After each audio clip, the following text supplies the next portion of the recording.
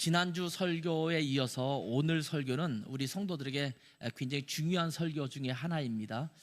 그래서 지난주 설교도 계속 여러 번 들으시면 좋고, 이번 주 설교도 또 들으실 뿐만 아니라 또 반복해서 좀 되새기면서 들으시면 좋을 것 같습니다. 교회란 무엇인가? 이 질문 여러분 종종 들어보셨죠? 책으로도 나와 있습니다. 교회란 무엇인가라는 제목의 책도 있지요. 이 질문은 예수 그리스도로 인해서 교회가 처음 시작되었을 때부터 지금까지 꾸준히 제기되는 질문입니다. 아마 사역을 하시는 분이나 또 교회에 몸담고 있는 모든 그리스도인들은 도대체 교회가 뭘까라는 아마 궁금함을 갖고 있을 것입니다.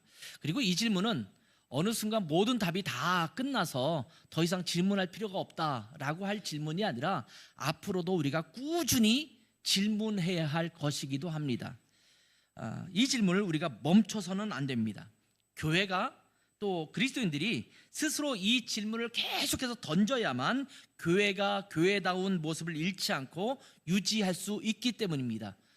내 정체성, 나의 아이덴티티를 계속 유지하려면 도대체 우리는 무엇인가? 또 우리 교회가 무엇인가? 그리스도인이란 무엇인가? 이런 것에 대한 질문을 끊임없이 던져야 돼요. 그렇지 않으면 교회가 교회로 제대로 가지 못하고 있는데도 불구하고, 또 그리스도인이 그리스도인답지 못한데도 불구하고 마치 교회다운 것처럼, 그리스도인다운 것처럼 착각하며 살아가기가 쉽기 때문입니다.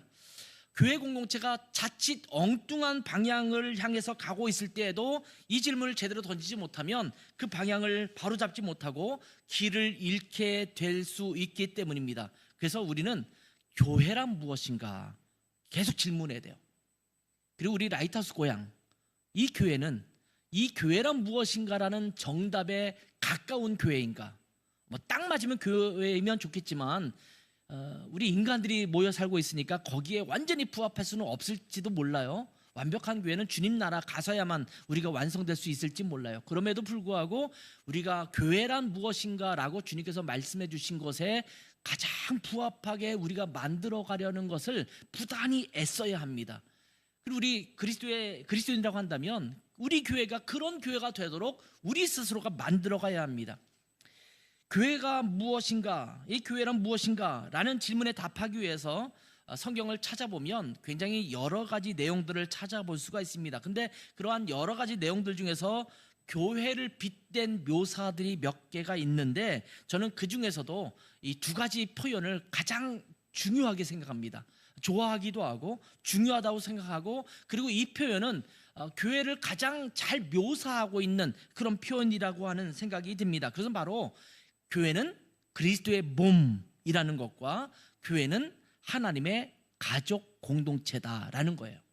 여러분이 교회란 무엇인가 라고 말할 때 좀 디테일하게 대답하기가 좀 어려우면 우리 그리스도의 몸 이렇게 말해도 괜찮아요. 교회는 하나님의 가족 공동체야 이렇게 말해도 틀리지 않을 것입니다. 교회의 정체성을 이야기할 때 이 두 가지 표현만큼 교회를 잘 표현해주고 있는 묘사는 저는 드물다라는 생각을 하게 됩니다. 이 두 가지 묘사, 또 이 두 가지 표현은 두 가지의 공통점이 있어요. 그거는 첫 번째는 이것은 유기적이라는 거예요. 유기적이라는 것. 또 하나는 역동적인 개체를 가지고 있다라는 공통점이 있습니다. 교회는 이것처럼 유기적인 공동체이고 또 역동적인 개체들로 이루어져 있습니다. 여러분 몸을 한번 생각해 보세요. 몸에는 여러 지체들로 만들어져 있죠. 그리고 각 지체는 굉장히 역동적입니다. 스스로가 열심히 능동적으로 활동하고 일하는 그런 기능들을 갖고 있습니다. 그런데 이렇게 기능을 갖고 있는데 이것이 서로 분리되고 떨어져서 제일 각각으로 살아가는 것이 아니라 인간이 로봇을 만들어도 그 정도로 하기가 어렵다고 생각할 정도로 모든 몸의 지체들이 잘 유기적으로 연결되어 있습니다. 유기적이라는 말은 서로 자동 반사적으로 반응하고 연결하는 그런 속성을 가졌다라는 의미거든요. 이 몸은 다 그렇지 않습니까? 이제 발이 너 손아 저쪽으로 가서 뭘 해야 되지 라고 말하기도 직전에 이미 머릿속에서 생각하고 또 품었던 것들이 저절로 반응하며 움직이는 것이 우리의 몸 아닙니까? 굉장히 유기적인 존재입니다. 물론 하나님을 아버지로 둔 가족 공동체도 마찬가지입니다. 가족도 마찬가지죠. 저도 아이들을 키워봤지만 아이들이 아프고 힘들면 그 마음이 어떻습니까? 야, 네가 아픈데 내가 왜 고통받아야 돼? 이렇게 말하는 부모는 없을 거예요. 그 아픈 자녀들의 마음이 고스란히 나에게도 전달되고 그것이 나의 아픔 되지 않습니까? 어떻게든 내 자녀가 또 우리 부모님이 내 형제가 그 고통과 어려움을 좀 이겨낼 수 있도록 도와주고 함께 감싸주는 것이 가족 아니겠습니까? 이것이 진정한 가족입니다. 역사가 더해지면서 교회는 다양한 모습을 보여주고 있지만 본질적으로 변하면 안 되는 그런 요소들이 있습니다. 그리고 이 본질적인 요소들은 변질되지 않아야 합니다. 끝까지 유지되어야 합니다. 그래야 교회가 교회다워지기 때문입니다. 이러한 본질적인 부분 중 하나가 바로 교회 공동체를 이루는 각 성도들이 서로 한 몸으로서 한 가족으로서 유기적으로 연결되어야 한다는 겁니다. 이것을 그냥 한마디로 표현하면 교회는 공동체성을 가져야 한다는 말씀입니다. 그렇기 때문에 지난주에도 제가 말씀을 드렸지만 예수 그리스도를 믿고 그리스도인이 된 사람들은 교회를 떠나서, 교회라는 공동체를 떠나서 온전한 그리스도인이라고 말하기가 어렵습니다. 그리스도인은 반드시 교회에 붙어 있어야 합니다.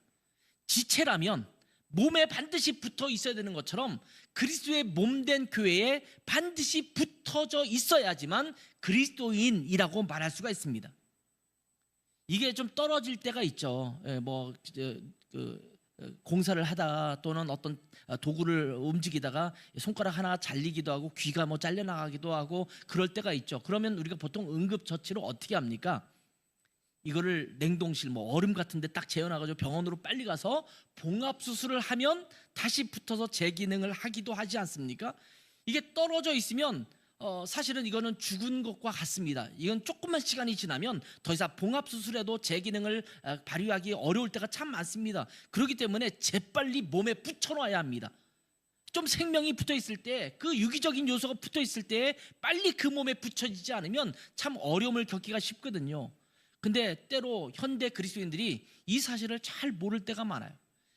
그리스도인이라고 말하면서도 교회를 나가지 않아도, 교회 공동체라는 곳에 소속되지 않아도 내가 그리스도인으로서 건강하게 잘 살 수 있다라고 착각을 합니다. 그건 착각이에요. 잠깐 그렇게 떨어져서 꿈틀거릴 수 있을지 모르지만 조금만 시간이 지나면 그 생명력을 잃게 되는 것이 이 떨어져 있는, 지체에서 떨어져 있는 그런 지체 아니겠습니까?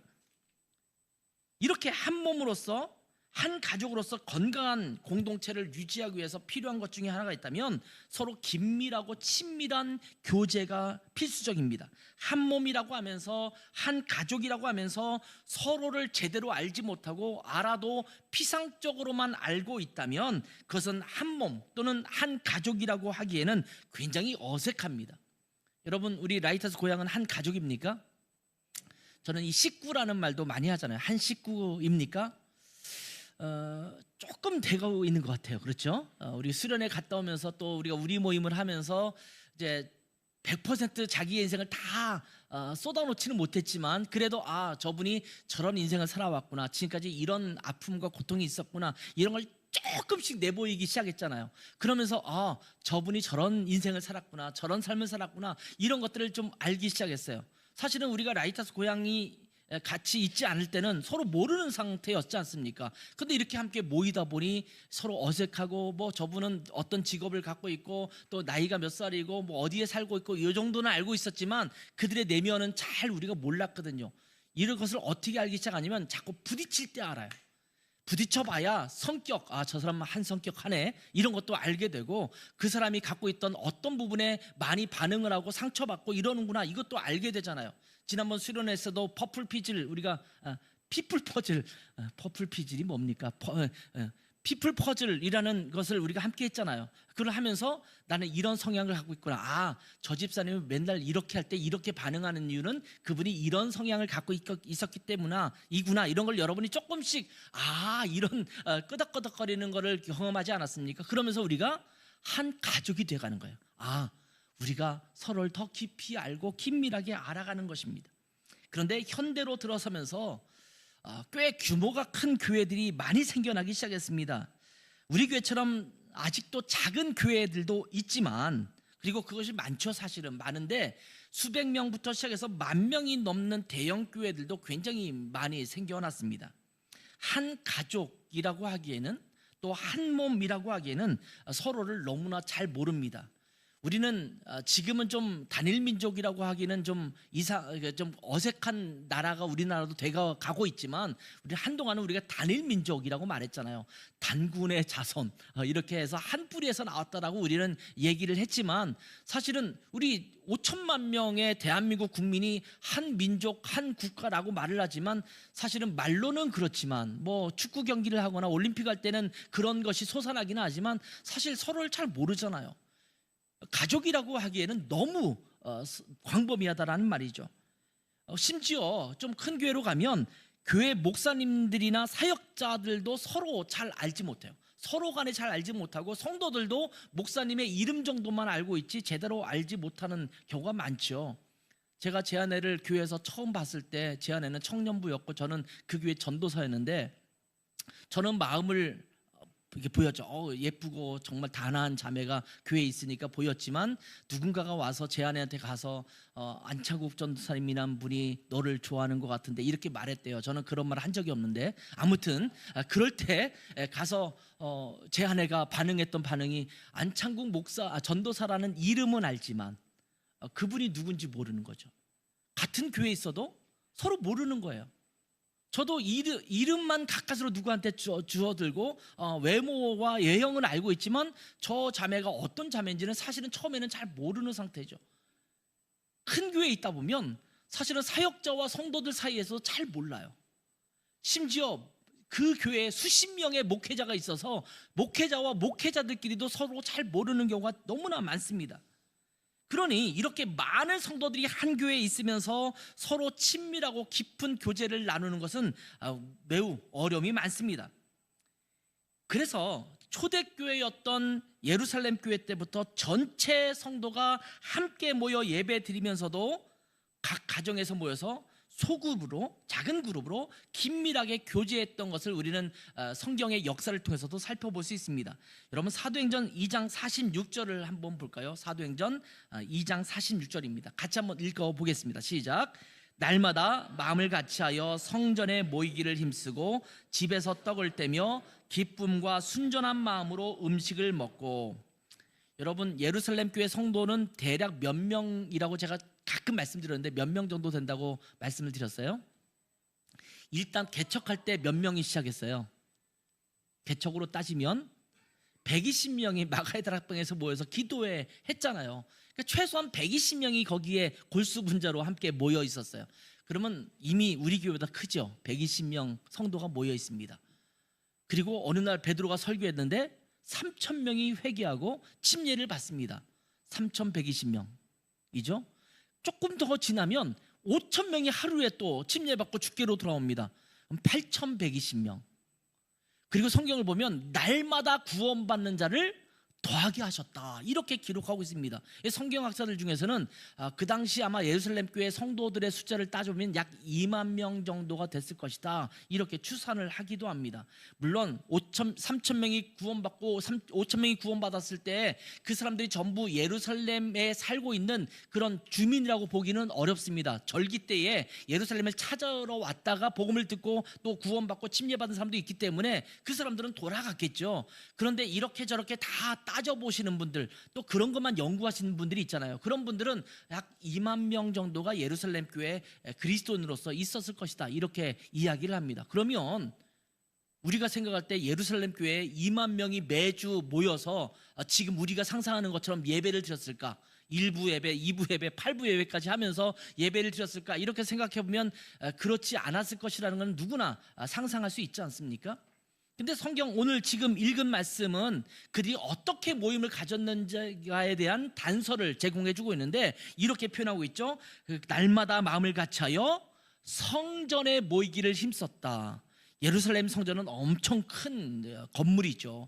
근데 이 성전에 모여서 예배했다는 것입니다. 아마 유대인들이 했던 그 예배의 형식을 그대로 따라서 했을 것이라는 생각을 하게 됩니다. 그런데 그렇게 함께 모여서 하나님 앞에 제사하고 예배하고 이런 것뿐만 아니라 그 뒤에 보면 집에서 떡을 떼며 기쁨과 순전한 마음으로 음식을 먹었다, 이렇게 기록하고 있습니다. 다시 말하면 성전에 모이는 것도 했지만 그들은 각 그룹으로 흩어져서 각자의 집에서 일부가 모여서 함께 떡을 떼며 교제하는 모임이 있었다라는 것을 우리에게 보여주고 있습니다.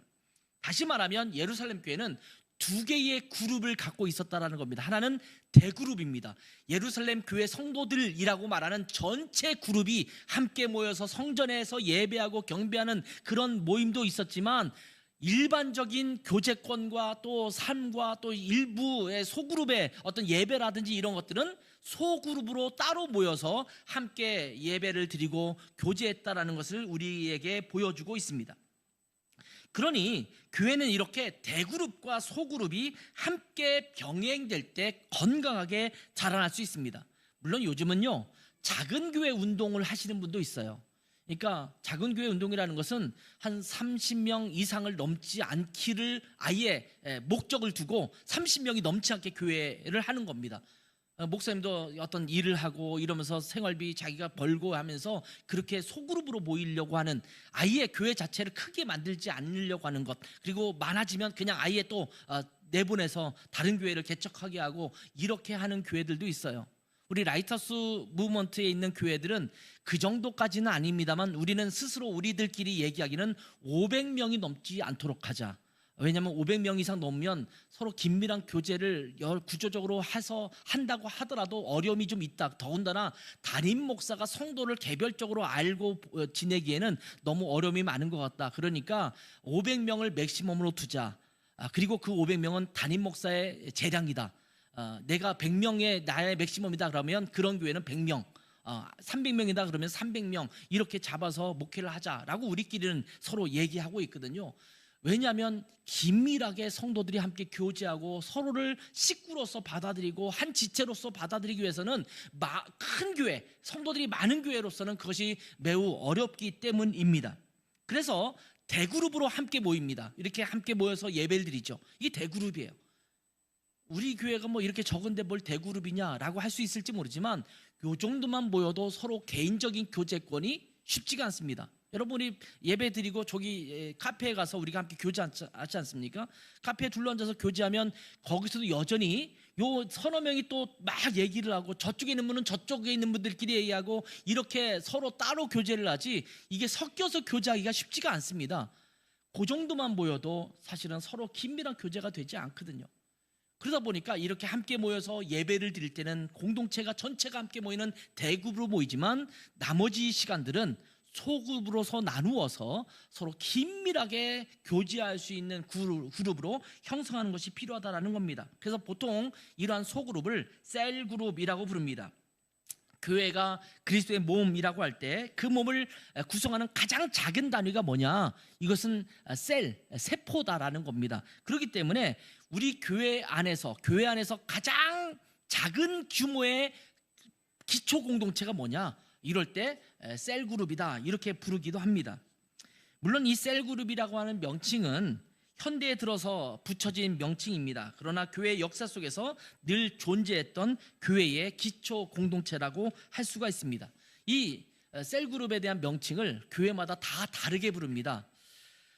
보통 여러분이 가장 익숙한, 교회를 좀 오래 다녔던 분들에게 익숙한 명칭은 구역 모임이라는 겁니다. 구역 모임.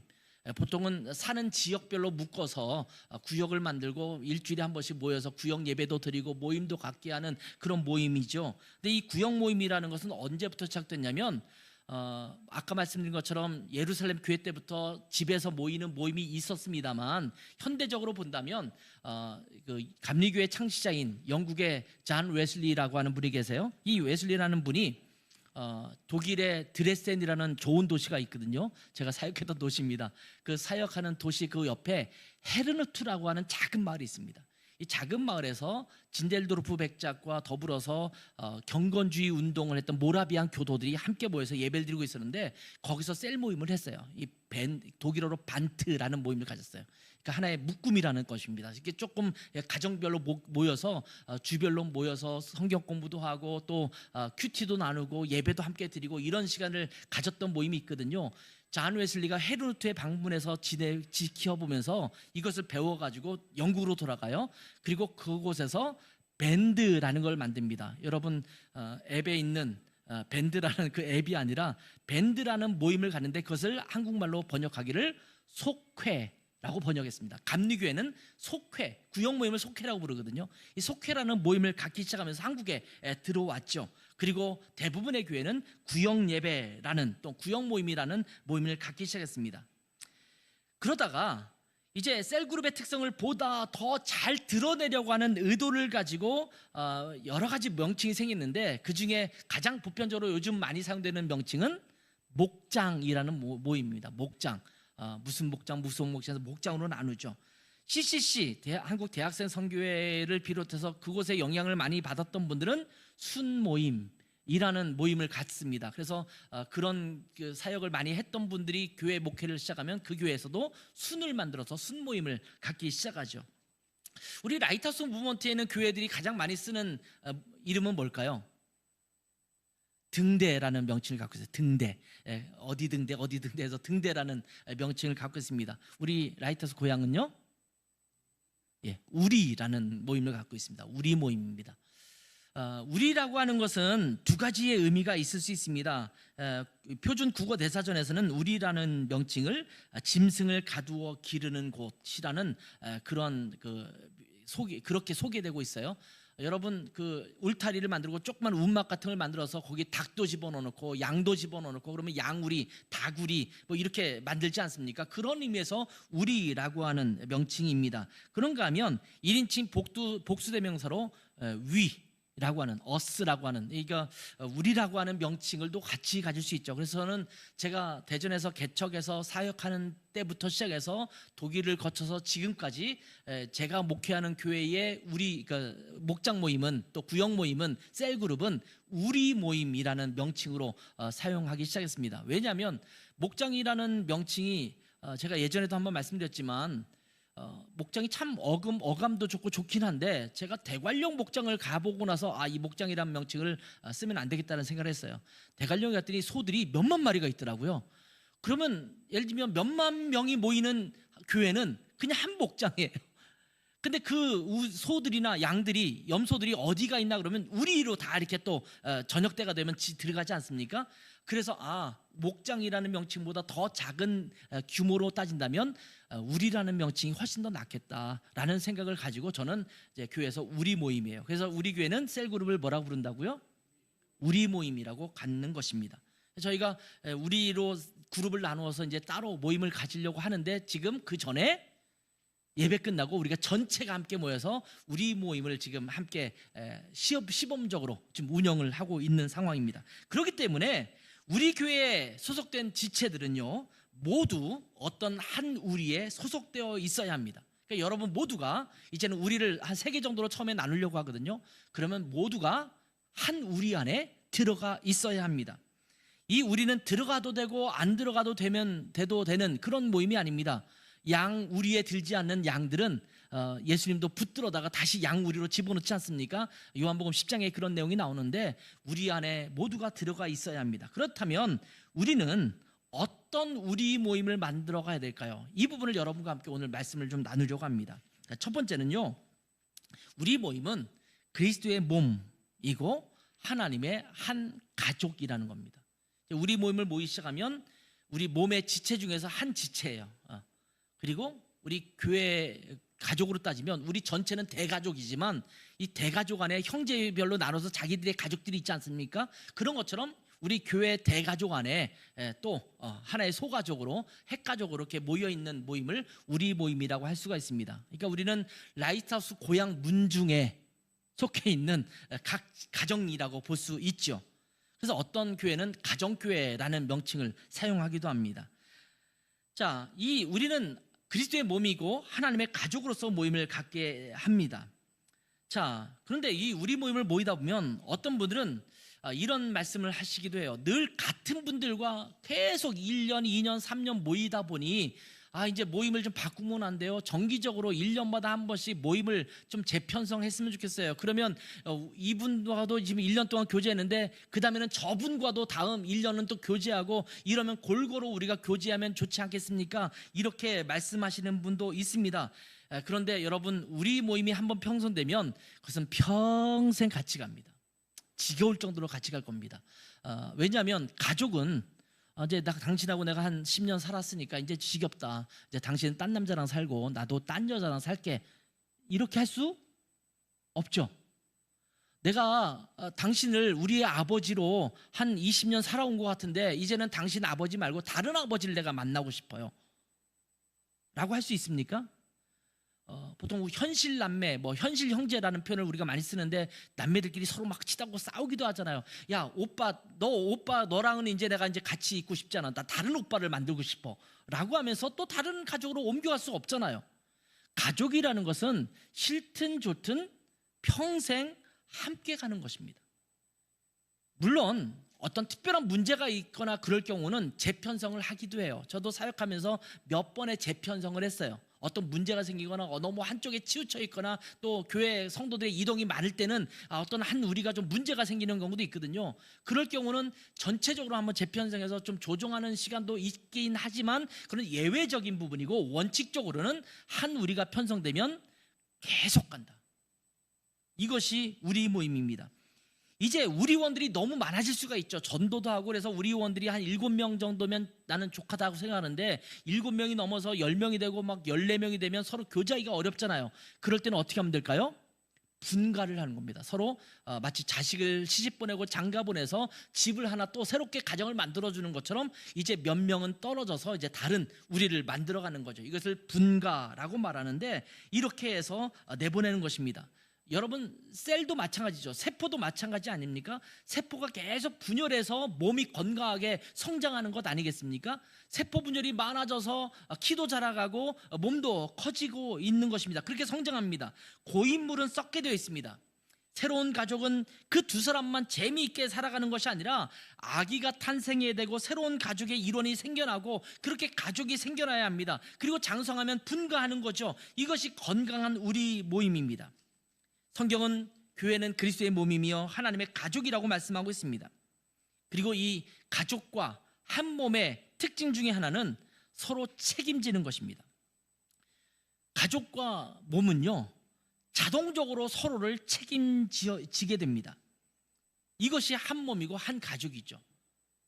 눈이 하나 어쪽이 아프면 너는 눈이 아픈 거니까 나는 신경 안 쓸게 라고 발과 몸, 다른 손이나 이런 것들이 신경 안 쓰는 것 아니지 않습니까? 저절로 신경 쓰지 않습니까? 자녀가 아프면, 부모님이 아프면, 내 형제들이나 자매들이 아프면 저절로 신경 쓰지 않습니까? 서로 책임져지잖아요. 어떻게 하면 돌볼 수 있을까? 어떻게 하면 그 문제에서 해결할 수 있을까? 도와주는 것이 가족 아닙니까? 그런 것처럼 몸과 가족은 서로 책임지는 겁니다. 무슨 문제가 있으면 그것을 함께 아파하고 함께 기도하고 무슨 신앙적으로 어려움이 있다고 생각하면 함께 또 찾아가고 전화하고 연락해서 제대로 신앙생활을 할 수 있도록 도와주고 이것이 교회이며 또 한 몸이고 한 가족입니다. 개별적으로 알아서 살겠지라고 신경 끄고 살아가는 것이 아니라는 말씀입니다.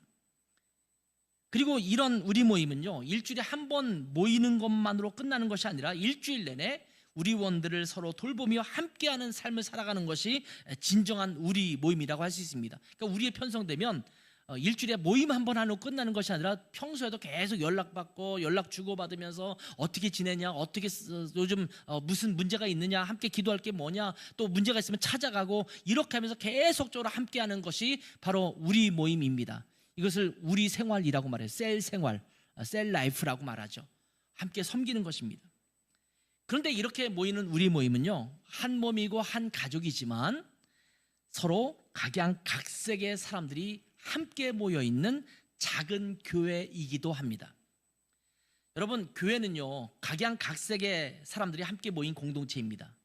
물론 특별한 교회들이 있어요. 예를 들면 우리나라에도 체육인 교회, 주로 체육 운동하는 사람들이 많이 모이는 교회들이 있을 수 있죠.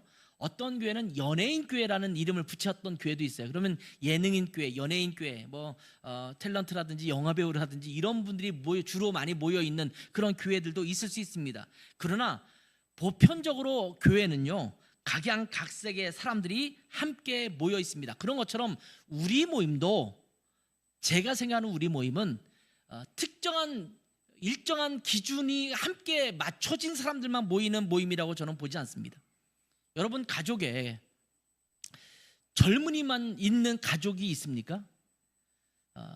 정말 일반적인 가족이라고 한다면 할아버지 할머니부터 시작해서 중년도 있고 거기에 젊은 청년도 있고 또 갓난 아기도 있고 이러면서 교회를 이루지 않습니까? 우리 교회가 너무 감사한 것 중에 하나는 뭐냐면, 제가 이렇게 계산을 해보니까 0세부터 시작해서 각 연령 10대로 쭉 나누면 80대까지 다 있어요.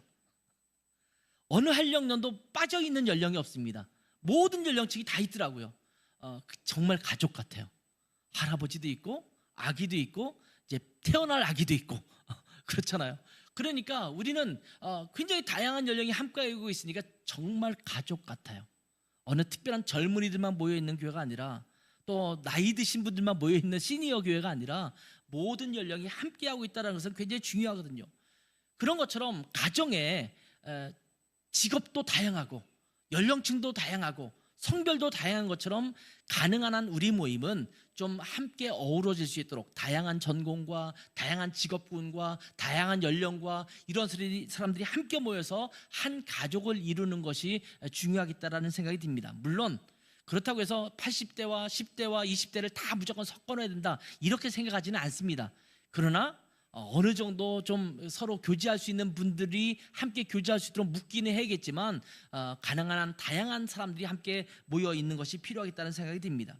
여러분 11절과 12절 오늘 읽은 말씀 중에 하나는 교회 안에 여러 은사들과 직분에 대한 말씀이기도 합니다. 그런데 그 말씀이기도 하지만, 직분과 은사에 대한 말씀이기도 하지만, 이 말씀은 교회 안에 있는 다양한 성도들에 대한 말씀이기도 합니다. 어떤 사람은 목사와, 어떤 사람은 교사와, 어떤 사람은 복음 전하는 자, 어떤 사람은 또한 선지자로 다양한 사람들이 있죠. 다양한 모습들이 있습니다. 여기 보면 그런 사람들이 있는데 12절에 이렇게 말합니다. 이는 성도를 온전하게 하여 봉사의 일을 하게 하며, 마지막에 뭐라고 돼 있어요?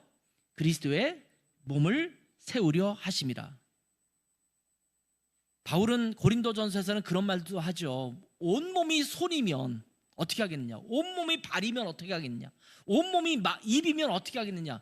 각자 다른 기능이 있어서 다양한 것들이 모여서 몸을 이루는 것처럼 교회도 다양한 은사와 또 다양한 사람들과 다양한 성향들이 모여서 한 몸을 이루고 있는 것입니다. 그래서 지난 수련회 때 우리가 피플 퍼즐이라는 거 했던 것처럼 퍼즐이라는 말 썼잖아요. 사람들이지만 이것이 퍼즐처럼 엮여져서 서로가 다양한 것들이 모여서 아름다운 색깔을 보여주고 있는 것입니다. 교회는 누구나 환영받을 수 있는 곳이어야 합니다. 그런 것처럼 여러분 우리 모임을 할 때도 누구나 환영하는 우리 모임이 돼야 합니다. 너 우리 모임에 너가 함께 하겠다고? 안 돼. 너는 너 같은 아이는 우리 싫으니까 너는 다른 우리로 가. 이렇게 해서는 안 된다라는 겁니다. 그건 폐쇄적인 우리라고 하거든요. 폐쇄적인 셀이 돼서는 안 됩니다. 누구나 환영하고 함께 할 수 있는 것이 되어야 합니다. 자, 서로가 맞지 않아서 때로는 저 목사님 다른 우리로 모임을 좀 옮기고 싶어요 이렇게 말씀하시는 분도 있습니다. 그런데 여러분 그런 과정을 통해서 우리가 훈련하는 겁니다. 다양한 연령층, 다양한 직업군, 다양한 성향들이 모여서 함께 어우러지는 것이 교회 아니겠습니까?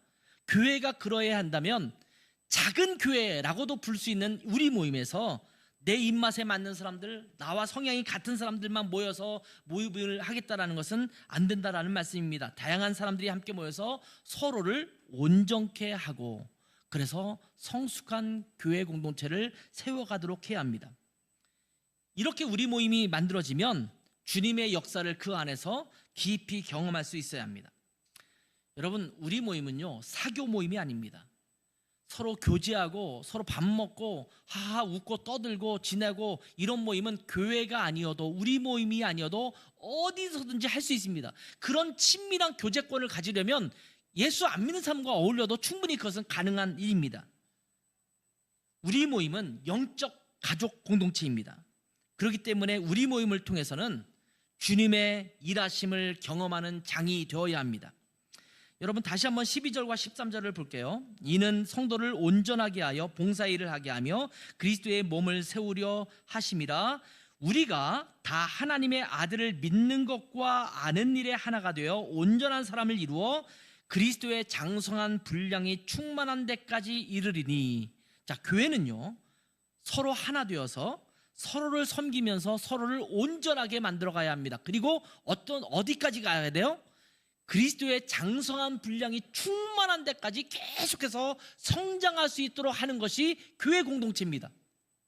우리 모임을 하는데 서로 즐겁고 재미있게 지내는 것으로 끝나면 안 돼요. 우리 모임을 할 때마다 서로가 서로에게 도전을 주고 서로에게 도전을 받고 은혜를 받으면서 함께 서로를 그리스도 안에서 성장하도록 돕는 것이 우리 모임이 되어야 한다는 것입니다. 이것이 성도의 교제이고 우리 모임의 역할입니다. 그리고 이렇게 함께하면서 어떤 유익이 생기냐면 14절을 보세요. 자, 이는 우리가 이제부터 어린아이가 되지 아니하여 사람의 속임수와 간사한 유혹에 빠져 온갖 교훈의 풍조에 밀려 요동하지 않게 하려 함이라. 여러분, 세상에 얼마나 많은 미혹이 있습니까? 세상의 미혹도 있고 또 이단의 속임수도 있고 얼마나 다른 사설들이 우리 가운데 파고듭니까? 그러니까 교회에 가서 이렇게 말하는 거 듣지 마, 그게 전부만은 아니야, 이렇게 말하는 얘기도 있고, 그거 잘못된 복음 같아, 잘못된 진리 같아, 이 진리가 진짜야 라고 미혹하는 사람들도 있고, 굉장히 다양한 유혹과 미혹이 있단 말이죠. 그 미혹에 빠져들지 않기 위해서 뭐가 필요하느냐? 교회 공동체의 교제가 필요하다는 겁니다.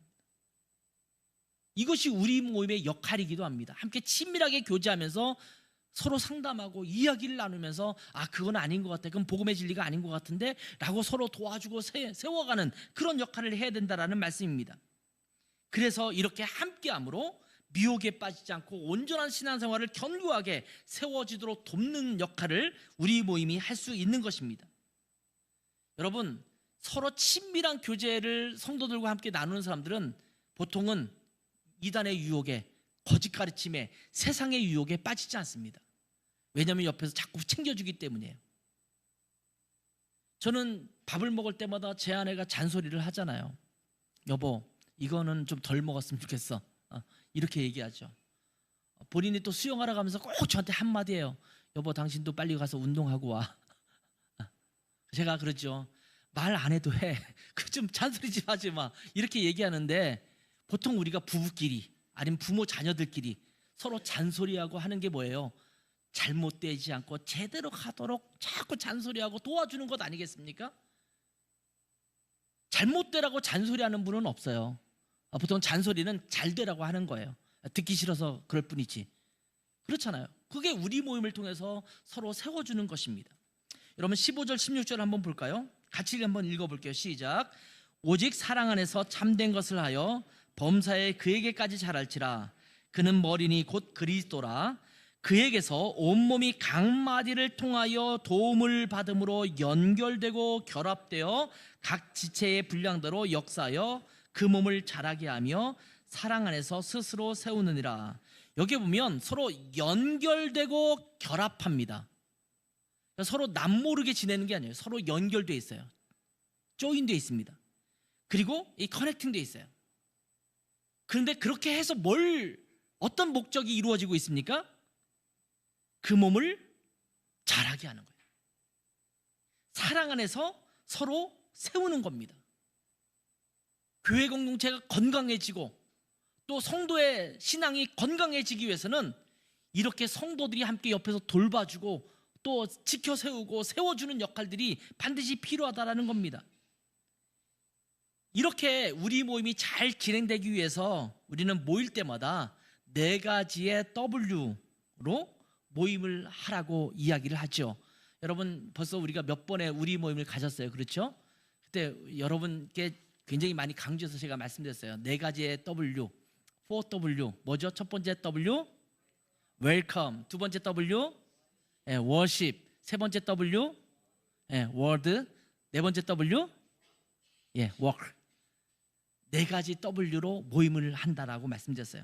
웰컴이라고 하는 것은 서로 환영하면서 어색함을 깨는 시간입니다. 아이스 브레이킹이란 말도 쓰죠. 보통은 그래서 다과를 나누거나 또 할 수 있는 분들은 식사를 준비해서 제공해서 함께 먹고 마시면서 일주일에 한 번씩 또 한번 서로 보면 어색할 수 있잖아요. 그럴 때 서로 그 분위기를 화기애애하게 만드는 그런 시간을 웰컴이라고 말합니다. 두 번째는 월십입니다. 찬양의 시간입니다. 예배의 시간입니다. 간단하면서도 마음을 다해서 하나님을 찬양하는 시간을 갖는 거예요. 한 곡 내지 두 곡 정도를 찬양을 부르는 겁니다. 그거 요식행위로 하시면 안 돼요. 마음을 다해서 아주 간단하고 쉬운 찬양이라도 찬양하라 내 영혼아, 내 영혼이 정말 하나님을 향해서 찬양하도록 찬양하는 거잖아요. 그런 찬양을 드리는 겁니다. 그리고 세 번째는 그렇게 끝났으면 월드라는 시간을 가져요. 월드라는 것은 이제 우리가 대문자 W로 쓰기 시작하면 보통 하나님의 말씀을 얘기할 때 이 월드라는 말을 사용하기도 하거든요. 말씀을 함께 나누는 시간입니다. 우리 모임에서는 절대 어떤 교재를 가지고 성경 공부를 하거나 무슨 뭘 배우고 가르치는 모임을 하는 게 아닙니다. 그는 목적이 있는 모임이 되는 게 아니에요. 그냥 우리는 모임을 갖는 것 자체가 목적입니다. 함께 나누는 것 자체가 목적입니다. 성경 공부는 다른 시간에 하는 겁니다. 이 시간에 그럼 말씀을 나누는 게 뭐냐? 누구나 다 하고 있는 것. 주일마다 설교 듣잖아요. 그리고 여러분 누구나 다 한다고 생각할 때 갸우뚱거리는 분도 있겠지만 큐티 다 하시죠? 대답이 시원찮은데 큐티 다 하시죠? 일주일에 몇 번이라도 하잖아요. 최소한 한두 번 양심에 갇히기 받아서 한두 번이라도 하거나 심지어 그것도 안 되는 분들은 제가 올린 것이라도 읽겠죠. 그것도 안 하신다면 좀 심각합니다. 그거라도 하세요. 읽고 묵상하는 거잖아요. 그럼 일주일 동안 묵상했던 말씀 그리고 설교 들었던 말씀 이것을 가지고 받았던 은혜들 또 도전받았던 것들 새롭게 깨달았던 것들 새롭게 내가 헌신하기로 했던 것들 결단하기로 했던 것들 이런 것들을 나누는 겁니다. 이렇게 나누는 것은요 그냥 나를 나누는 건데 여기에 함께 있는 사람들은 그것을 통해서 도전받아요. 새로운 깨달음을 얻습니다. 서로 가르치는 시간이 돼요. 가르치려고 목적하지 않았는데 서로 배우는 시간이 되는 겁니다. 이것이 월드 시간이에요. 이거는 누구나 할 수 있는 거잖아요. 이 시간을 함께 나누는 시간이 바로 월드라는 시간이에요. 여러분 절대 성경 공부 시간이 아닙니다. 뭘 가르치고 배우는 시간이 아닙니다. 그냥 쉐어하는 시간이에요. 나누는 시간이에요. 나누다 보면 저절로 성령님께서 그 안에서 역사에서 서로를 가르치는 그런 시간이 되는 겁니다. 마지막은 work입니다. work. 사역의 시간입니다. 사역. 그래서 이 시간에는 서로 기도 제목을 나누고 기도하면서 중보 기도 사역을 하죠. 상대방을 위해서 기도하는 겁니다. 누구 특별한 필요를 위해서 기도하는 겁니다. 뿐만 아니라 우리 교회가 하고 있는 사역이나 아니면 각 우리가 해야 될 사역들이 있잖아요. 그 사역에서 함께 논의하고 어떻게 우리가 함께 섬길 수 있을 것인가 함께 논의해서 진행하는 시간입니다.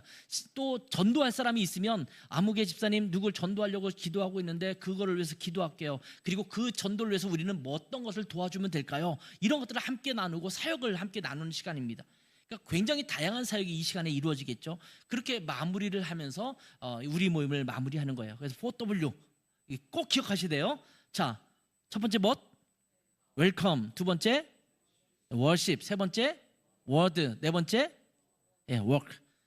우리 모임은 항상 이 순서대로 진행을 하시면 됩니다. 굉장히 쉽죠. 그리고 부담되지 않죠. 충분히 할 수 있는 시간들입니다. 이렇게 나누면서 우리 모임에 가면 여러분 놀라운 일이 벌어져요. 치유가 경험되고 은혜가 서로 나눠지고 기도 제목이 나눠지고 세상을 믿음의 힘으로 이겨낼 수 있는 도전과 격려가 생겨나기 시작하고 그래서 서로가 저절로 세워져 가는 겁니다. 성장해 나가는 것입니다. 이런 우리 모임을 이제 앞으로 갖게 될 것입니다. 이 폐쇄적인 모임이 절대 돼서는 안 됩니다. 우리끼리만 좋은 교제를 나누면서 다른 이들이 들어오는 것을 꺼려해서는 안 됩니다. 자꾸 새 가족을 환영하고 전도해서 우리가 분가되도록 해야 합니다. 생명력 있는 우리 모임이라면 자연스럽게 성장해서 분가할 수 있어야 합니다. 여러분 교회가 교회답게 성장하려면 또 건강하게 지려면 교회가 그리스도의 몸으로서 하나님의 가족 공동체로서 온전히 세워지려면 이러한 우리 모임이 잘 세워져 가야 합니다. 여러분 온몸이 건강해야지 몸이 건강한 거잖아요. 아무리 건강해도 위장장애가 있거나 뭐 다리가 하나 좀 힘들어서 잘 걷지 못하거나 그러면 건강한 몸이라고 말하기 어렵잖아요. 그런 것처럼 우리 교회에 속해 있는 모든 성도들이 건강해야 되고 또 작은 우리 모임들이 건강할 때 우리 교회는 저절로 건강해져 가는 것입니다. 여러분, 이제 라이트하우스 고향에 있는 속한 모든 성도들이라면 누구나 이 우리 모임에 참석해야 합니다. 제가 이제 개척한 지 3년이 좀 지났는데 이제 본격적으로 처음부터 하려고 했던 것이 이제 조금 이제 시작해야겠다라는 마음을 갖고 이제 하게 되는 것이거든요. 우리 모임에 함께 하지 않는다면 같은 교회에 있으나 서로 피상적인 관계로만 남아 있게 될 것입니다. 잘 지냈어요? 한 주간 어떻게 지냈어요? 잘 지냈습니다. 그럼 한 주간 잘 지내세요. 그리고 일단 일주일 지내다가 또 다시 만나면 그 인사를 반복하고 이런 모임이 아니라 함께 깊이 나눌 수 있어야 돼요. 중보기도회가 매주 금요일마다 열리고 있는데 물론 거기는 중보기도 팀들이 중심이 돼서 모이고 있습니다만 이 중보기도회에 참석하시는 분들은 우리 교회 성도들의 웬만한 일들을 다 알고 있어요. 감사하게 여러분들은 대부분 기도 제목들을 많이들 제출해 주세요. 변경시켜주고 업데이트해서 계속 매주마다 기도 제목이 달라지는데 그것을 보면서 이 집에는 이런 문제가 있구나, 이 문제가 해결됐구나, 이런 거를 알고 있거든요. 그러니까 저희는 일주일에 한번 보긴 하지만 이분들이 지금 어떤 상황에 놓여져 있구나를 계속 생각할 수 있고 기도하는 것이 얼마나 감사한지 몰라요. 근데 우리 성도들 전체에 대해서 그렇게 하지 못하더라도 이제 우리 모임으로 묶이면 그 우리 모임 안에서는 이 집에는 숟가락이 몇 개가 있구나, 이런 것까지 서로 알 수 있도록 좋은 교제가 함께 나뉘어질 수 있기를 바랍니다. 우리 라이트하우스 고향 식구들은 이러한 건강한 우리 모임을 통해서 우리가 함께 건강한 교회 공동체를 세워가는 귀한 지체들이 되기를 주님의 이름으로 축복합니다. 기도하겠습니다. 함께 기도해 볼까요? 우리 교회가 그리스도의 몸으로서 또 하나님의 가족 공동체로서 온전히 세워질 수 있도록 우리 성도들 모두가 우리 모임에 잘 참석하게 하옵소서. 내 자신이 우리 모임에 잘 참석하게 하옵소서. 그리고 우리 모임이 건강하게 세워져서 우리 교회가 교회다운 교회로 그리스도의 몸으로서 하나님의 가족으로서 온전히 세워져가는 복된 교회로서 사역을 잘 감당하는 교회가 되게 하옵소서. 함께 합심하여 기도하는 시간 갖도록 하겠습니다. 함께 기도합니다. 아버지 하나님, 오늘 또 말씀을 통해서 하나님의 은혜를 함께 나누게 하시는 것을 참으로 감사합니다.